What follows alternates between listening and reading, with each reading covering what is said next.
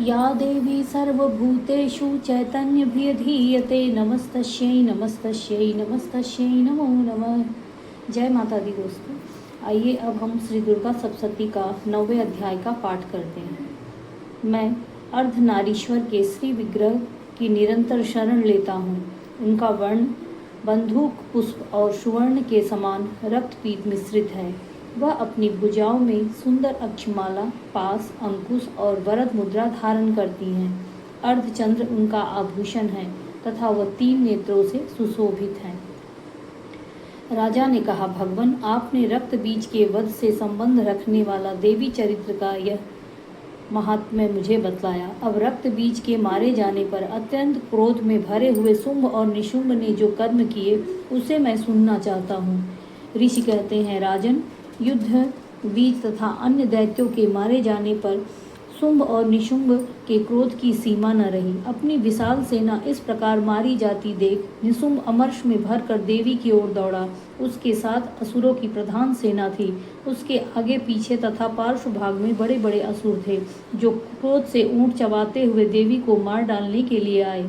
महापराक्रमी शुंभ भी अपनी सेना के साथ मातृगणों से युद्ध करके क्रोधवश चंडिका को मारने के लिए आ पहुंचा। तब देवी के साथ शुंभ और निशुंभ ने घोर संग्राम छिड़ गया। वे दोनों दैत्य मेघों की भांति वाणों की भयंकर वृष्टि कर रहे थे। उन दोनों के चलाए हुए वाणों को चंडिका ने अपने वाणों के समूह से तुरंत काट डाला और सहस्त्र समूहों की वर्षा उन दोनों दैत्यपतियों के अंग में चोट पहुंचाई। निशुंभ ने तीखी तलवार और चमकती हुई ढाल लेकर देवी के श्रेष्ठ वाहन सिंह के मस्तक पर प्रहार किया। अपने वाहन को चोट पहुंचने पर देवी ने क्षुप्र नामक वाण से निशुंभ की श्रेष्ठ तलवार तुरंत ही काट डाली और उसकी ढाल को भी, जिसमें 8 चांद जड़े थे, खड्ग खड्ग कर दिया। ढाल और तलवार के कट जाने पर उस असुर ने शक्ति चलाई, किंतु सामने आने पर देवी ने चक्र से उसके भी 2 टुकड़े कर दिए। अब तो निशुंभ क्रोध से जल उठा और उस दानव ने देवी को मारने के लिए शूल उठाया, किंतु देवी ने समीप आने पर उसे भी मुक्के से मारकर चूर्ण कर दिया। तब उसने गदा घुमाकर चंडी के ऊपर चलाई, परंतु वह भी देवी के त्रिशूल से कटकर भस्म हो गया।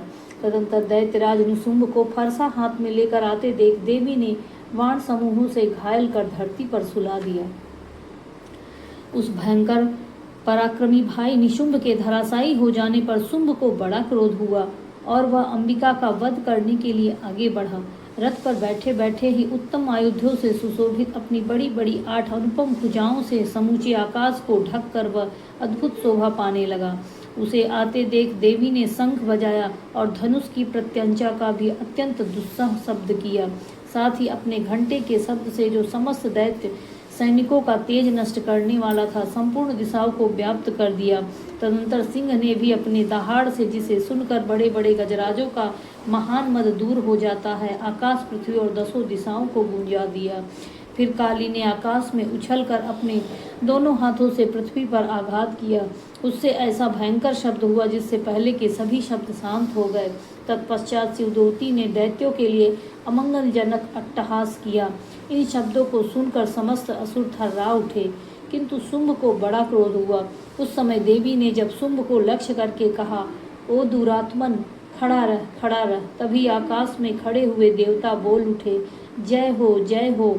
शुंभ ने वहां आकर ज्वालाओं से युक्त अत्यंत भयानक शक्ति चलाई। अग्निमय पर्वत के समान आती हुई उस शक्ति को देवी ने बड़े भारी लूकों से दूर किया। उस समय शुंभ के सिंहनाद से तीनों लोग गूंज उठे। राजन, उसकी प्रतिध्वनि से वज्रपात के समान भयानक शब्द हुआ, जिससे अन्य शब्दों को जीत लिया। शुंभ के चलाए हुए वाणों को देवी ने और देवी के चलाए हुए वाणों को शुंभ ने अपने भयंकर वाणों द्वारा सैकड़ों और हजारों टुकड़े कर दिए। तब क्रोध में भरी हुई चंडिका ने शुंभ की ओर शूल से मारा। उससे आघात से मूर्छित हो वह पृथ्वी पर गिर पड़ा। इतने में ही निशुंभ को चेतना हुई और उसने धनुष हाथ में लेकर वाणों द्वारा देवी काली तथा सिंह को घायल कर दिया। फिर उस दैत्यराज ने 10,000 बाहें बनाकर चक्रों के प्रहार से चंडिका को आच्छादित कर दिया। तब दुर्गम पीड़ा का नाश करने वाली भगवती दुर्गा ने कुपित होकर अपने बाणों से उन चक्रों तथा बाणों को काट गिराया। यह देख निशुंभ दैत्य के सेना के साथ चंडिका का वध करने के लिए हाथ में गदा ले बड़े वेग से दौड़ा। उसके आते ही चंडी ने तीखी धार वाली तलवार से उसकी गदा को शीघ्र ही काट डाला। तब उसने सूल हाथ में ले लिया। देवताओं की पीड़ा दूर देने वाले निशुंभ को सूल हाथ में लिए आते देख चंडिका ने वेग से चलाए हुए अपने सूल से उसकी छाती छेद डाली। सूल से विदीर्ण हो जाने पर उसकी छाती से एक दूसरा महाबली एवं महापराक्रमी पुरुष खड़ी रह कहता हुआ निकला। उस निकलते हुए पुरुष की बात सुनकर देवी हंस पड़ी और खड्ग से उन्होंने उसका मस्तक काट डाला। फिर तो वह पृथ्वी पर गिर पड़ा। तदंतर सिंह अपनी दाढ़ों से असुरों की गर्दन कुचलकर खाने लगा। यह बड़ा ही भयंकर दृश्य था। उधर काली तथा शिवदूती ने भी अन्याय दैत्यों का भक्षण आरंभ किया। कौमारी की शक्ति से विदीर्ण होकर कितने ही महादैत्य नष्ट हो गए। ब्रह्माणी के मंत्रपूत जल से निस्तेज होकर कितने ही भाग खड़े हुए। कितने ही दैत्य महेश्वरी के त्रिशूल से छिन्न भिन्न और धराशायी हो गए। वाराही के थूथुन के आघात से कितनों का पृथ्वी पर कचूमर निकल गया। वैष्णवी ने भी अपने चक्र से दानवों के टुकड़े टुकड़े कर डाले। ऐन्द्री के हाथ से छूटे हुए वज्र से भी कितने ही प्राणों से हाथ धो बैठे। कुछ असुर नष्ट हो गए, कुछ उस महायुद्ध से भाग गए तथा कितने ही काली शिवदूती तथा सिंह के ग्रास बन गए। इस प्रकार से मार्कंडेय पुराण में सार्वणिक मन्वंतरी कथा के अंतर्गत देवी महात्म्य में निशुंभ वध नामक 9वां अध्याय पूरा हुआ। जय माता दी। माँ भगवती आप सभी का कल्याण करें।